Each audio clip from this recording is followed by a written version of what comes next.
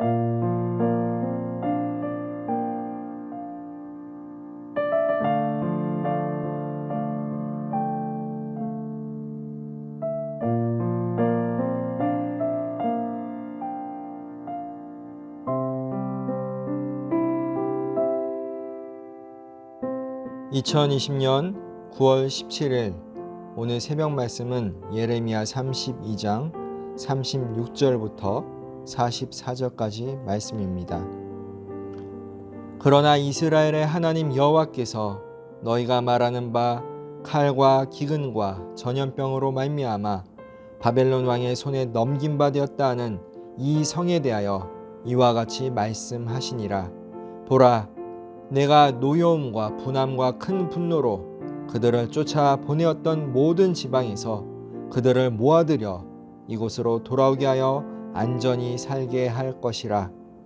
그들은 내 백성이 되겠고 나는 그들의 하나님이 될 것이며 내가 그들에게 한 마음과 한 길을 주어 자기들과 자기 후손의 복을 위하여 항상 나를 경외하게 하고 내가 그들에게 복을 주기 위하여 그들을 떠나지 아니하리라 하는 영원한 언약을 그들에게 세우고 나를 경외함을 그들의 마음에 두어 나를 떠나지 않게 하고 내가 기쁨으로 그들에게 복을 주되 분명히 나의 마음과 정성을 다하여 그들을 이 땅에 심으리라. 여호와께서 이와 같이 말씀하시니라. 내가 이 백성에게 이 큰 재앙을 내린 것 같이 허락한 모든 복을 그들에게 내리리라.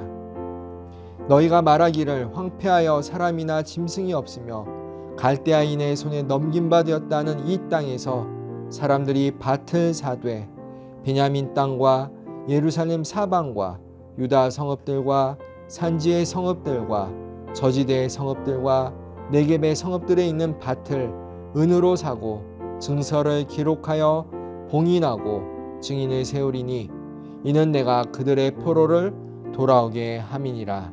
여호와의 말씀이니라. 오늘 말씀을 요약하면 이렇습니다. 하나님은 바벨론 왕의 손에 넘겨졌다는 예루살렘 성에 쫓아 보내셨던 백성을 모아들여 살게 하실 것입니다.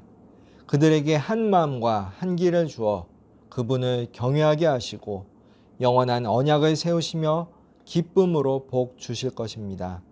포로들이 돌아와 유다 땅에서 다시 밭을 사고 팔 것입니다.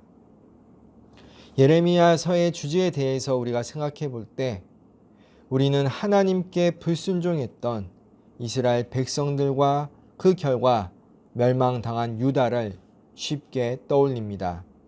다시 말해 유다 땅에 벌어진 비극적인 역사가 예레미야서의 주된 배경이기 때문에 읽는 내내 우리 모두는 부정적인 감정을 느끼지 않을 수 없습니다. 왜 하나님께서 언약 백성인 유다를 끝내 심판하셔야만 했는가?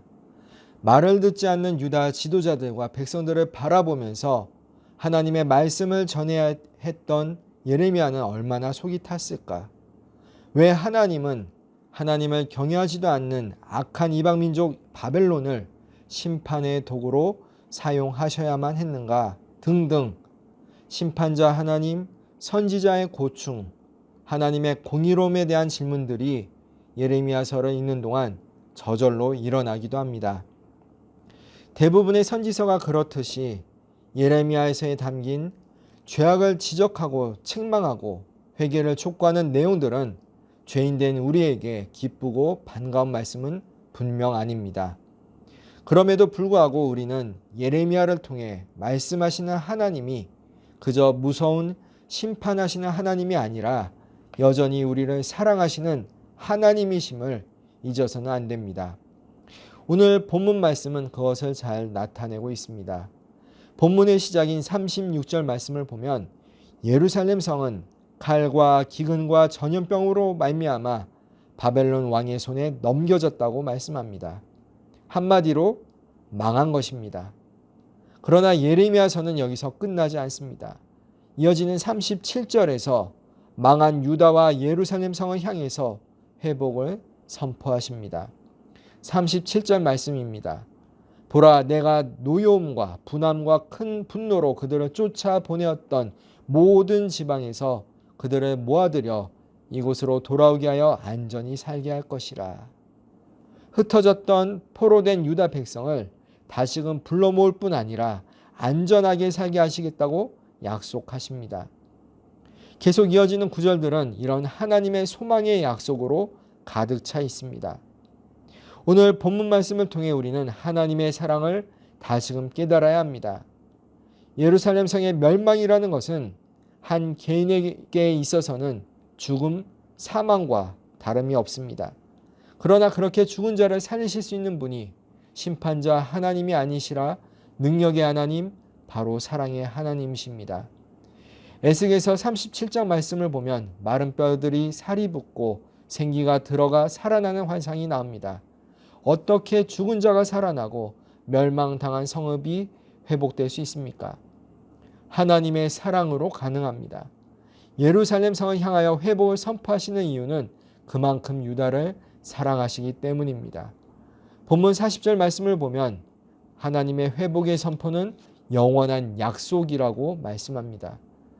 우리는 예레미야서를 읽으면서 심판하시는 하나님만을 떠올리면 안 됩니다.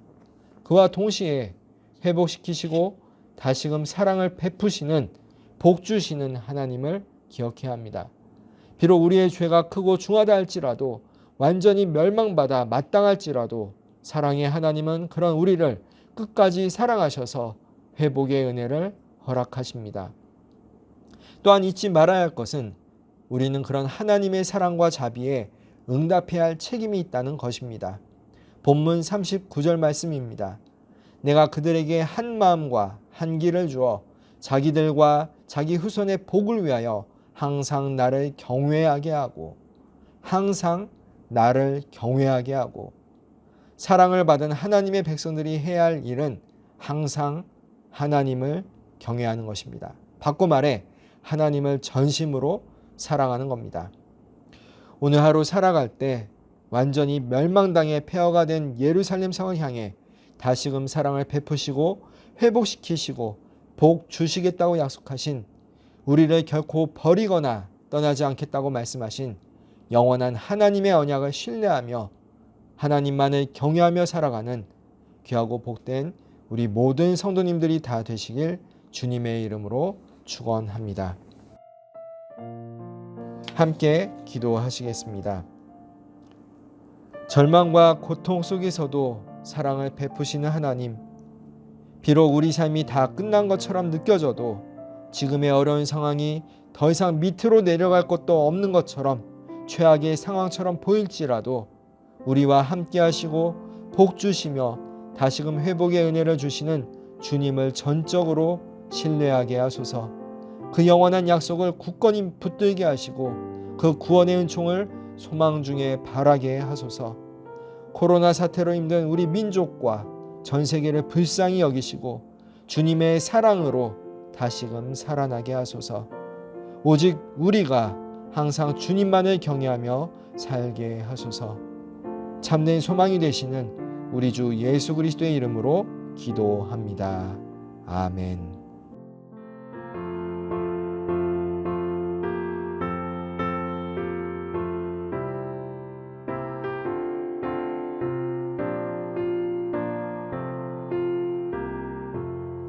주